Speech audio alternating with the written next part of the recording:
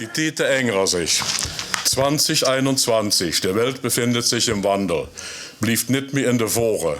Die Menschen fragen sich mit Erstaunen im Gesicht, was han von mir getan oder auch nicht.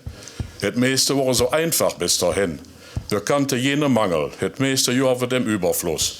De meeste van ons leefde mit wenig of so ja ganz ohne Sorg. Leefde hüt und dachte nicht an morgen. Uit de Steckdose kwam der Strom und uit de Hahn het Water. Supermaterialen kwollen über, unbegrenztes Angebot. De meeste waren happy, de wenigste in Not. Die Reiseziele kannten kaum noch Grenzen, wurde Jahr für Jahr getoppt.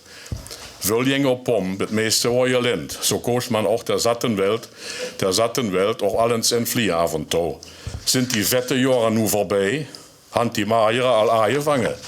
Die rundum Sorglos-Ära nähert sich eng. Ist das der Anfang von der Zeitenwende? Wir müssen uns Gedanken machen, wie all das wir soll johan. Kriegen wir in der Winter noch die Wohnung warm? Darf ich noch eine Jahr haben, wenn die Baubewässerung vorbei ist? Frage über Frage.